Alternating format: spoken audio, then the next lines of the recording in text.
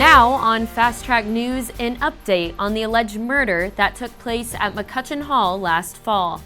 Yesterday was the anniversary of the event, so what has happened in that time? Plus, a group of students are developing a system to detect how much trash is in our dumpsters. What purpose will this serve? How will it affect Purdue in the future? Plus, a Purdue professor is one of the first ever to analyze samples from an asteroid. It's another giant leap for Purdue. All your campus news, weather, and sports is straight ahead. This is Fast Track News. Welcome back to Fast Track Boilers. I'm Ellie Akra. And I'm Sebastian Lux. It's been 1 year since the tragedy that happened over at McCutcheon Hall. Fast Track provides a look back and an update on the event that shook campus last fall. 1 year ago yesterday, Purdue students awoke to find out one of their own was dead in his dorm. With the roommate and alleged killer yet to stand trial for his actions, reporter John Waterworth has the story. The atmosphere at Purdue was filled with gloom on the morning of October 5th in 2022, just like it is a year later. But last year, students awoke to find one of their own had died in the night.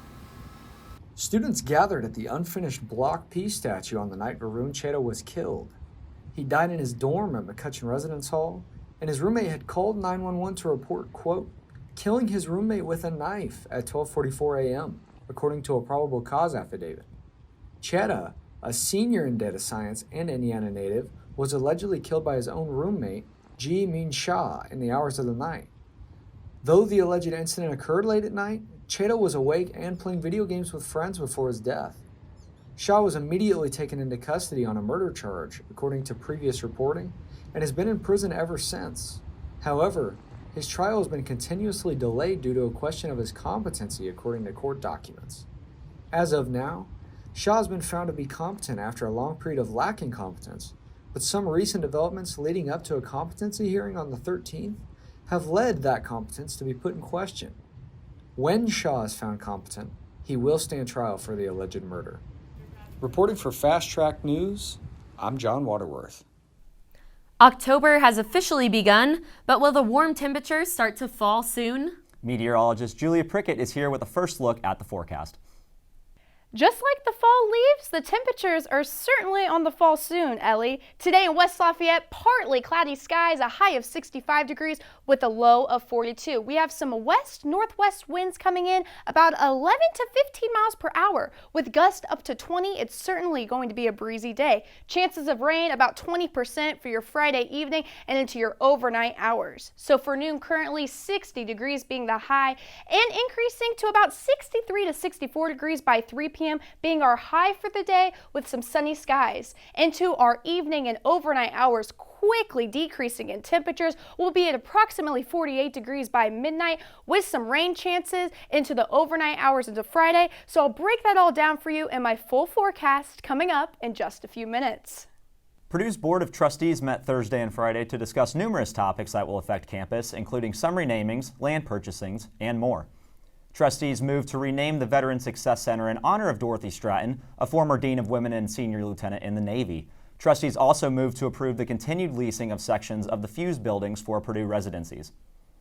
Sunday, October 1st, around 3:25 a.m., West Lafayette police officers heard gunshots from the Chauncey Hill Mall area. Those officers were able to observe a vehicle leaving the scene at a high speed. WLPD, along with Purdue police, were able to locate the car and initiate a traffic stop. A handgun was recovered from the vehicle, and the officers identified one of the occupants as the person who allegedly fired the gun. Javon Townsend, an 18-year-old from Lafayette, was arrested and preliminarily charged with criminal recklessness with a deadly weapon and pointing a firearm. He is currently out on bond. At this time, there is no indication that anyone was struck by the gunfire, and no property damage was found. Anyone with information regarding the incident is encouraged to contact WLPD at 765-775-5200. This past weekend, Boilermakers enjoyed a homecoming win between tailgates, bars, and parades. With a weekend full of excitement, some people had a little too much fun. According to sources, there were over 30 arrests on alcohol-related charges between Lafayette Police, West Lafayette Police, and Purdue Police this weekend alone. A friendly reminder to Boilermakers, have fun, but always drink responsibly. Up next, why high-tech sensors may be in our dumpsters around campus. And still to come, one of Purdue's own is working to discover what lies in outer space. 3, 2, 1.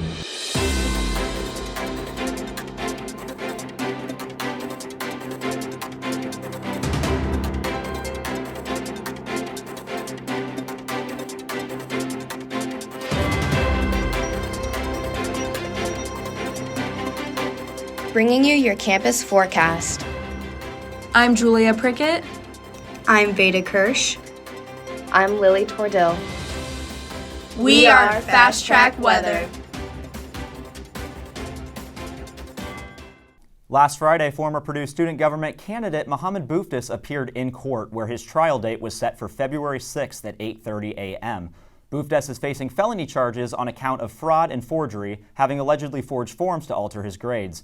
And over the course of 2 years of alleged forgeries, raising his GPA from a 1.68 to a 3.85. We'll keep you updated as the story continues to develop. Our next story is in the trash. Yes, you heard that correctly. A team of students is designing a sensor that attaches to dumpsters around campus to track garbage.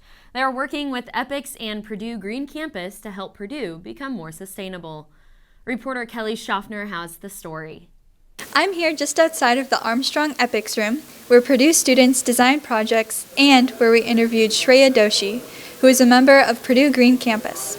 She's currently working with a team of other students on her design, Smart Dumpster, to help the garbage trucks know when the dumpsters are full. Shreya explained to me how the design works in her interview.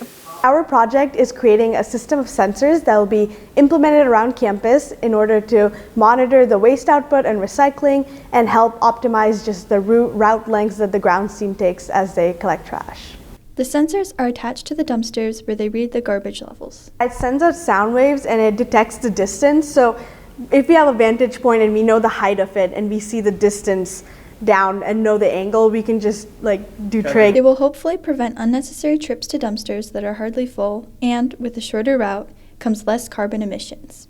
They will likely be powered by 10-year batteries to prevent the need for maintenance, but Shreya hopes to see them solar powered in the future. The team is currently working on a website for the grounds team to view the levels and see long-term trends. I felt like Green Campus was a great way to get better at my coding and my anything with sensors and circuit boards, as well as being environmentally friendly and helping Purdue. They are also working with CPAS, Campus Planning, Architecture, and Sustainability, to create cameras for recycling. CPS wants to look inside the trash and be like, what are we missing? What are we not good at? What is getting put in there that shouldn't be in there? The cameras will help determine where exactly the issue with incorrectly recycling begins. This is Kelly Schaffner reporting for Fast Track News. Sounds like Purdue Green Campus is making the grime a bit greener. That's right, and they're also currently working on a green wall project involving plants. If you are interested in learning more, you can check out their Instagram at Purdue Green Campus. Next, Purdue continues its legacy of making giant leaps in its studies of outer space. Purdue Professor of Earth, Atmospheric, and Planetary Sciences, Michelle Thompson, is one of the first scientists to analyze asteroid pieces brought to Earth from a NASA mission. She is working on a team with 6 other scientists, gathering information about samples from an asteroid named Bennu. Their findings could give scientists new information about the composition of asteroids that are instrumental in science studies. That's one small sample for man and one giant leap for boiler kind. Purdue has gained international recognition earlier this week. Ethan Braden has been named International Content Marketer of the Year by Content Marketing Institute, beating strong contenders like State Farm and the Humane Society. Serving as the Executive Vice President and Chief Marketing and Communications Officer for Purdue University and Purdue Global, Braden has made remarkable contributions in leadership and brand management. Purdue's video, What Can You Imagine at Purdue, gained a staggering 28.3 million views, showcasing the university's vast educational opportunities with achievements like these. Purdue stands tall, shaping the innovative future in education and marketing. Campus was vibrant during homecoming this weekend, with both alumni and students alike gearing up for the game and having a good time. The university hosted numerous festivities, with many colleges setting up their own tents and providing entertainment to guests. The festivities range from photo opportunities, live music, a beer garden, and more. Boilermakers gathered across the northern side of campus ahead of the Illinois game, where the typical game day parade occurred. The Boilermakers had a successful homecoming match against head coach Ryan Walters' former team, with more on that later on. Coming up on Fast Track Weather, will we expect more rain? And how about those fall colors on those leaves and fall-like temperatures? Plus, I'll break down your fall break forecast coming up right after this commercial break. The Center for C-SPAN, which is this organization, the CCSC, what we do is we facilitate like a bunch of organizations, different programs for Brian Lamb, which is the founder of C-SPAN. Anyone can be part of CCSC, whether it be through our various internships, our competitions, just to be involved, even like our student community meetings that we have every week. Anyone can go, you don't have to be communications or poli-sci. You just meet so many people, the connections you make is kind of crazy, the range that CCSC has. So yeah, it's just provided me so many opportunities to like kind of achieve the goals I have personally and forward to like whatever career paths I choose. Football. It's the best time of the year. You know what else is great?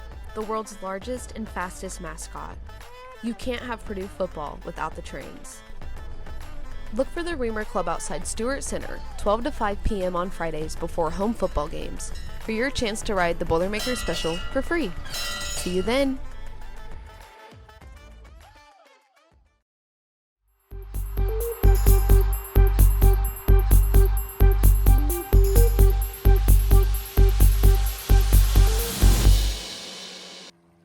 Certainly a cooler day in West Lafayette, partly cloudy skies for your Friday, a high of 65 degrees with a low of 42. We have those west-northwest winds coming in about 11 to 15 miles per hour with gusts up to 20, so it's certainly going to be a chilly day. Chances of rain about 20% for your Friday evening and into your overnight hours. But for tomorrow, a little bit of a different story.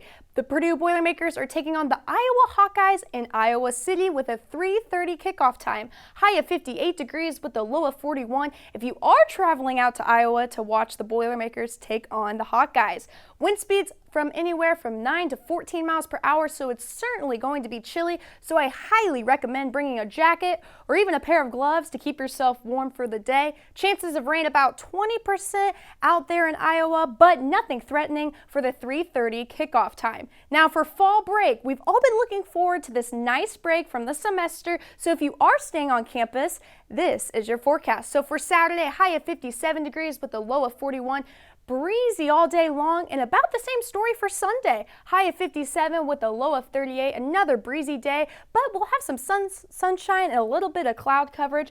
For Monday, we'll see some possible showers, maybe an isolated shower or two around the university with a high of 60 degrees and a low of 39. And by Tuesday, you may be waking up to some morning frost as we're seeing our lows already in the mid-30s for October, a high of 62 degrees with a low of 35 for Tuesday for your fall break. Now taking a look at our local forecast for Friday. Again, we are clear across Indiana and especially here in Lafayette, but we are seeing this line of storms developing out in Missouri and pushing through Illinois and into Indiana by late Friday evening into early Saturday morning. Pretty widespread for Indiana, the state as a whole. We'll see some isolated showers, maybe a pop-up thunderstorm or two, but nothing too threatening to take on your Saturday plans. By late Saturday evening and into Sunday, we'll finally start to clear out. We'll be tracking these lines of storms up in the northeast part of Indiana, but for the most part, we will stay clear for the rest of fall break and into early next week as well. So taking a look at our 7-day outlook, and again to recap, for Friday, 20% chance of rain with a high of 65 degrees. For Saturday and Sunday, pretty breezy for the most part, both in the upper 50s and low 40s for your end of the weekend. Now for Monday, Tuesday, Wednesday, and even Thursday for next week, pretty consistent temperatures, finally a little bit of an increase, mid-60s across the board for the next 4 days, high of 60 degrees for Monday, low of 39, isolated showers very possible for Monday, Tuesday, Wednesday, Thursday, again, mid-60s and even peaking at 70 on Thursday. Pretty consistent lows, 35 for Tuesday, low of 37 for Wednesday, and 40 for Thursday. But overall, it's finally starting to feel like fall. I mean, every year is different, but it hasn't changed that much. Our league is just ominous, and you better lace them up tight and be ready to play every night. If not, you're going to get beat.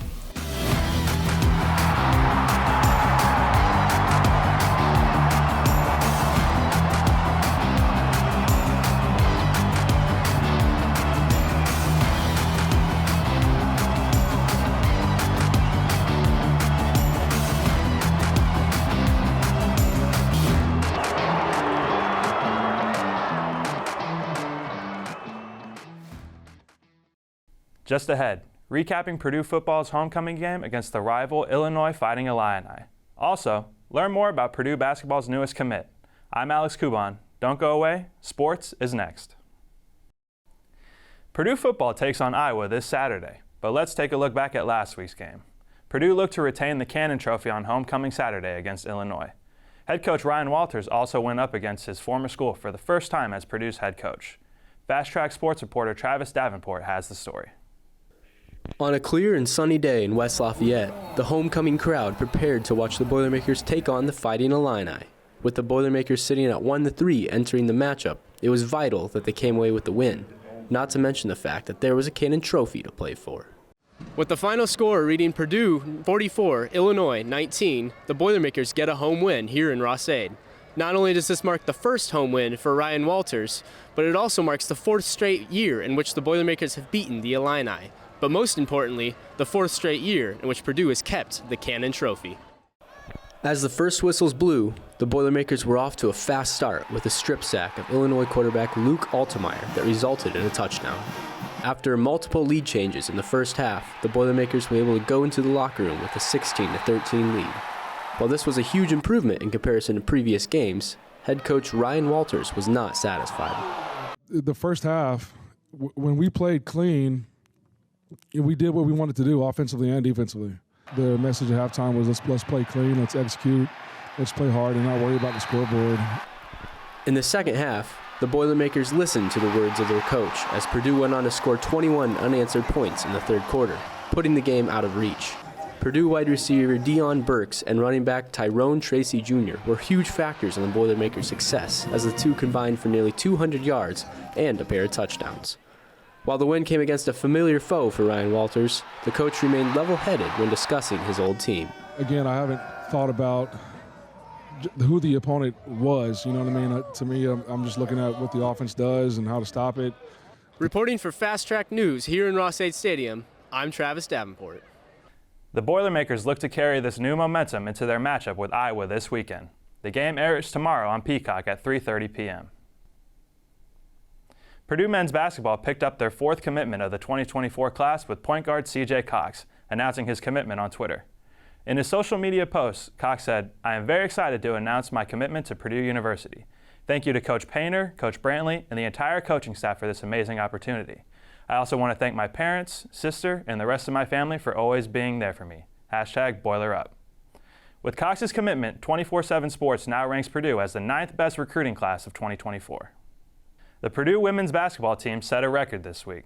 In a highly anticipated 2023 season for the basketball team, fan excitement is at an all-time high, as a record-setting amount of season tickets have been sold prior to Katie Gerald's third year leading the team.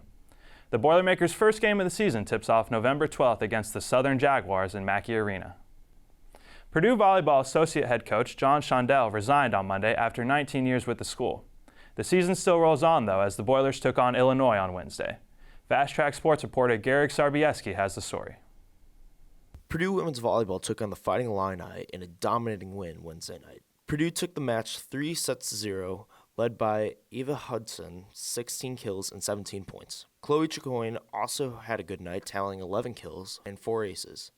Lourdes Myers also had 6 kills on the night. On the defensive end, Taylor Anderson had a dominating night with 11 digs to match her 19 assists, while Maddie Schermerhorn had 9 digs and Ava Hudson had 8. At the net, Lourdes Myers, Raven Colvin, and Maddie Schermerhorn all ended the night with 2 blocks each. With Wednesday night's win, the Boilermakers improved to 9-5 on the season and 3-2 in the Big Ten. Wednesday night's game comes on the heels of the Boilers suffering back-to-back losses to Northwestern and Nebraska. Nebraska came into Holloway Gymnasium as the second-ranked team in the country, but the game was an instant classic as the 17th-ranked Boilers won the first match but fell in the next 2. Purdue fought back in the fourth set, winning 25-19, but ultimately fell in the fifth set. On Sunday, Purdue also hosted the Northwestern Wildcats, who were 6-7 coming into the game. Purdue went up quickly, winning the first 2 sets, but ended up losing their groove and falling ultimately to the Wildcats 5-3. Here's what Coach Shondell had to say about the game against Northwestern. And I thought in the last 3 sets, Northwestern was a totally different team than what we saw earlier or what we had seen early in the Big Ten season. In more surprising news, John Shondell, associate head coach and brother of head coach Dave Shondell, resigned for personal matters after 21 seasons with the Boilermakers. In a press conference, head coach Dave Shondell had a few things to say about his brother's resignation. He resigned for personal reasons, and so I think those are his reasons. I can't describe what his personal reasons are. I can just tell you that for 20 and a half years, he gave us everything that he had, and we had the best assistant volleyball coach in the Big Ten and maybe in the country. Reporting from Fast Track News, I'm Garrick Sarbiewski. With Wednesday's win, Purdue volleyball moves to 9-5 on the air and 3-2 in the Big Ten. They look to move to 4-2 in conference when they take on Iowa tomorrow at 7 p.m. at Holloway Gymnasium. That's a wrap for sports, but stay tuned. At Purdue University, we're not just students, we're future leaders.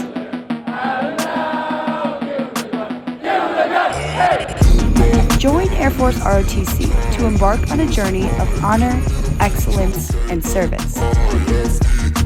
Learn, lead, and soar to new heights. It's not just a commitment, it's a calling. Purdue Air Force ROTC, where dreams take flight. Are you ready to rise? I got a switch in my head. I go from living to dead. You got me seeing all red. Now it is time for our question of the week. As we begin our fall break, Lily Tortle asks students what their plans are for the coming weekend. Hi, what are you doing for fall break? I'm going back home to Chicago for my fall break. I plan on going home, seeing my family and my grandparents. Work. So valid, me too. We'll have fun with that. Where do you work? Earhart Dining Court. I'm going home to visit my grandma. For this fall break, I'm probably just going to head home, take a little bit of a vacation, get some work done, get ahead a little bit. Hopefully everyone has a great weekend visiting home, but before you go, let's take one last look at our fall break forecast with meteorologist Julia Prickett. For your fall break forecast, it's certainly going to feel like fall, mid-50s for the end of your weekend for Saturday and Sunday, into early next week for Monday and Tuesday. Pretty consistent temperatures in the mid-60s.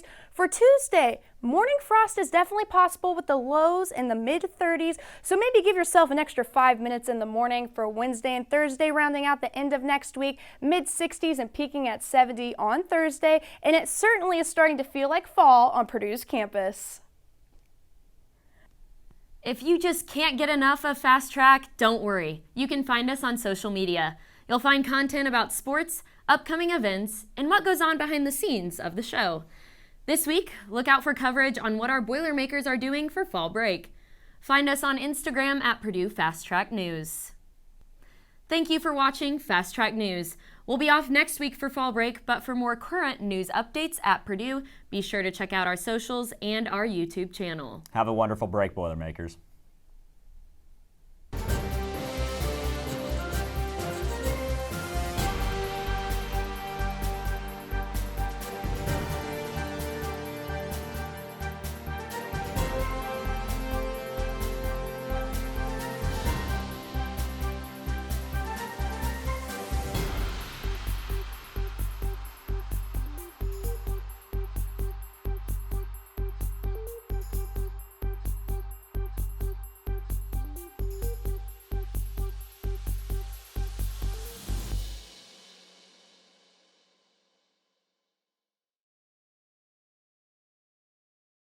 Hi there, my name is Vikram Jaithlak and I'm the founder and president of the Purdue chapter of the University Blood Initiative. Over the past 2 years, we've been able to collect over 300 pints of blood to be donated to local hospitals, and you can be the next one to help out. I donate my blood at the University Blood Initiative. Hi, I just donated blood through the University Blood Initiative. Hi, I just donated blood through the University Blood Initiative at Purdue. Alright, I donated my blood through the University Blood Initiative at Purdue. And I donated my blood at University Blood Initiative at Purdue. Hello everyone, my name is Orion DeWitt. I am president of the Purdue Student Production Student Organization. And I'm Mari Gergel. I am the publicist of the club. The club is open to any student of any major, and we have opportunities for any club member to rent gear, which includes cameras, tripods, lights, anything you really need to make your own movie. What's best is that you can help in any way that you want, so you can be an actor or help in the crew, be part of the cinematography, anything that you want, and you can make this an experience that is meaningful for you. You should join Purdue Student Productions because it's a great networking opportunity for students both in production major and out of the production major. If you want to get involved with the club, you can find us on Boilerlink or on Instagram at Purdue Student Productions. So if you want to make your own movies or be an actor, join PSP today. So I am the president of the ski club. I'm pretty decent at skiing, I would say, but I still am cautious and reserved when I skied. And Copper, one of the other officers, was like, we're hitting this today. The last day, we're gonna do it, and you're gonna come up with me. He really convinced me, and we got to the top of the lift, and as we were going up the lift was literally like this. Then we get to the top, and I was angry. We're looking over this ridge and you can't see where the hill goes. You're looking over the edge and you don't see anything. Once I got over that little ridge and I was able to kind of see where I was going, once I got to the bottom, it was like a great accomplishment. If you want to have the time of your life, definitely check out Purdue Ski and Snowboard Club.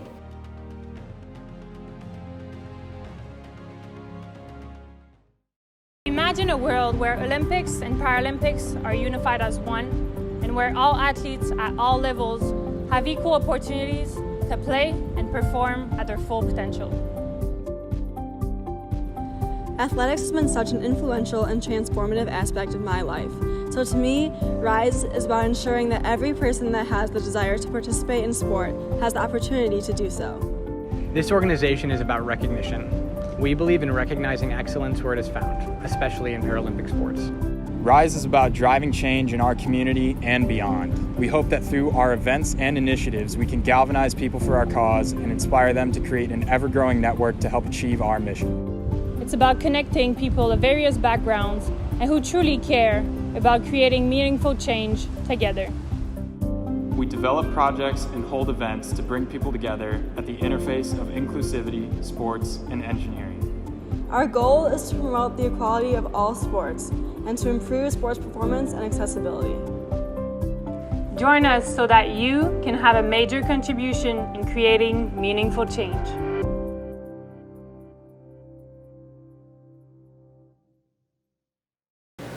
What is one message you would give to your fans? I would just have to tell them to keep pursuing their dreams. And cut. So just put a little more emphasis on pursue your dreams. Okay, got it. If you want to make movies, PSP is the best place to be. Your ideas can come to life with our club. One of the many benefits of being a part of PSP is actually the amount of gear we have available to rent to you for no charge at all and no experience necessary. Join Purdue Student Productions today. Do you enjoy being a scholar? I enjoy it quite a bit. Why? Love the guys, love being around everyone, love the energy, and love just being able to walk into my house, say, you know, he's down to go to Canes, or he's down to go do this, go do that. Just having like 5 guys, like, hell yeah, let's do it. Your brother has, you know, own brother's back, and like, you know, I can go to them for anything. You definitely learn to work with people. Obviously, not everyone's going to agree all the time. You get really good at just finding compromises, trying to make the best work for everyone. How would you describe Skulls? Being a skull is for life, but the brotherhood's for eternity.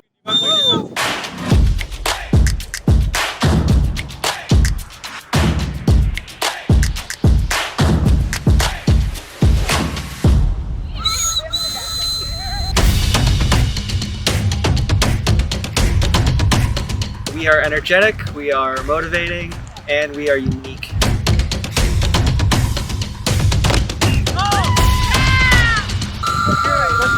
I don't think you can beat Quidditch. Every day!